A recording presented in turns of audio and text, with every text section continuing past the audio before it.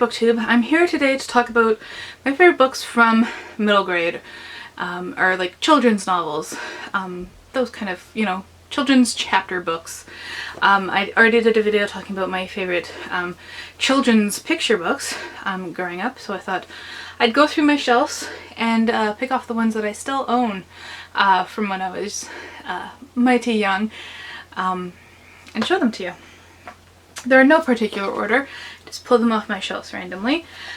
So here we go. The Boxcar Children by Gertrude, Chandler, Warner. And this was the first book in a huge long series. I think they even did like sub-series and stuff like that. But this is the one that started it. My grade 3 teacher, we had an indoor recess because it was raining, and so she told us to lie down on the floor with our eyes closed, and she started reading this book to us.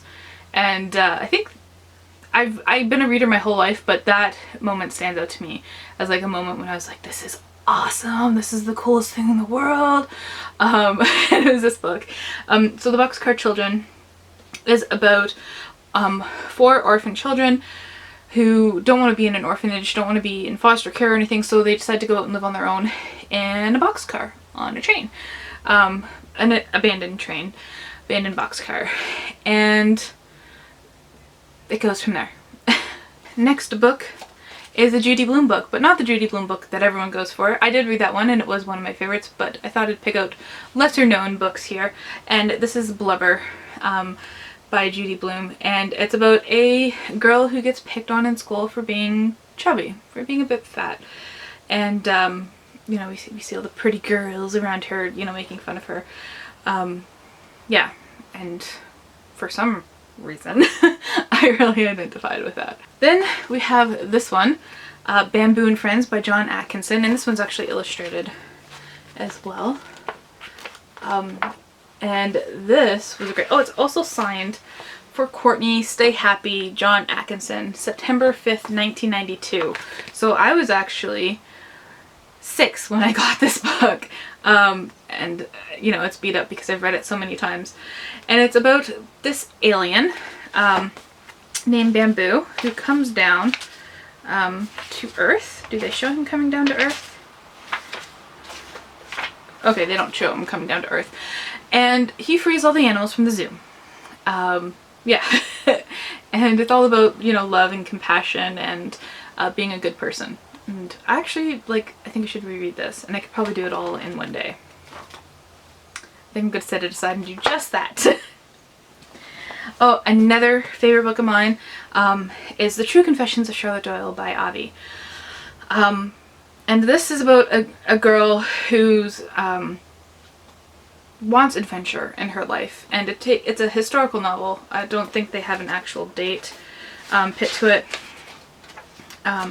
but she decides she wants to go and be a sailor, and at that point girls aren't allowed on ships because girls are bad luck on ships.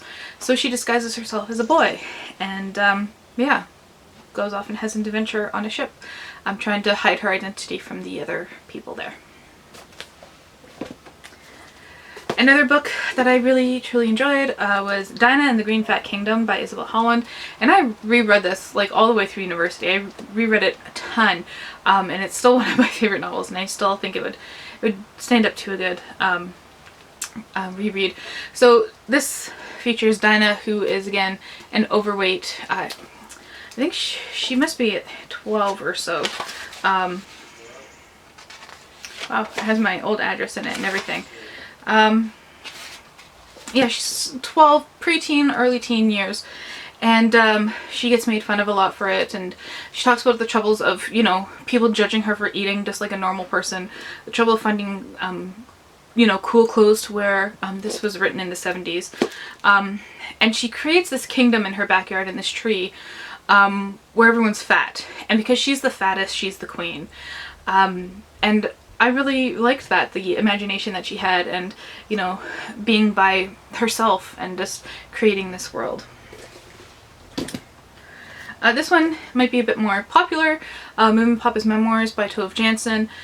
As you can see, I had to tape this book together because I read it so many times, and this was the only Moominpappa book I knew existed.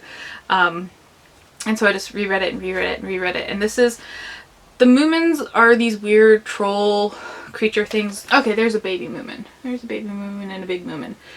And Moominpappa is the head of the family, and this is just like his adventures as a young man. Another book I really super enjoyed is The City Underground by Suzanne Martel. Yeah, and this, I don't know if you also remember, I think it's called An Ember in the Ashes, is a big ripoff of this. So this is about a city that's underground, and, you know, weird things are going on, and this, I don't know, it's middle grade, so he's probably, I want to say he's around 11, 12 years old, you know, discovers a doorway that leads to the outside. Yeah, that's, going through all these makes me just want to reread them all again. Another super popular one, I don't think I need to explain this, The Babysitters Club by Anne M. Martin. This is the book one. I had so many of these books. I had all the sub-series and everything, and I just adored it, and I got rid of all of them. And I recently, not recently, but like after I got rid of all of them, I replaced the first one again. I had to. I couldn't not have this on my shelf again.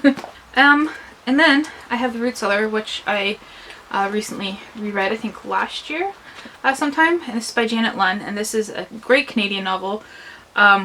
It's also really wrecked. I read this so many times. It's about this young girl who gets orphaned, and she gets sent off to live with her aunt in Ontario, and she discovers this cellar that transports her back in time, and she talks with the family that lives there and gets to be friends with them, and then the son in the family runs off to join, it would be the Civil War, and she has to go through the states and look for him, and she's disguised as a boy as well because she has short hair and she's wearing jeans, which would be common in the 1980s, I believe, because when this was written, 1981, you know, so it was common for girls to wear jeans and t-shirts, whereas in like the 1860s, when she goes back to, it's not so common, so she has to disguise herself as a boy. Yeah, it's really interesting. And another book about time travel, The Devils Arithmetic by Jane Yolen. This I actually had to buy my own copy of because I stole a copy off my friend's bookshelf when I was younger. I said, oh, this looks interesting, I'll read this. And this is about a girl named Hannah. I only remember her name because I looked at the back. It's been a while since I've read this, but I remember it. It's so stuck in my memory with how good it was. And she's just kind of like your typical 90s depiction of a teenager, like laissez, like blah blah blah, you know, I don't care about anything. And she's at a Seder celebration with her family at Passover, and she gets transported back in time to the Holocaust. Yeah, and that's, yeah, it's one of the first ever Holocaust novels I read on my own. Yeah, so that's it. Those are books that I read when I was younger that I still have on my shelves and that I thoroughly enjoyed.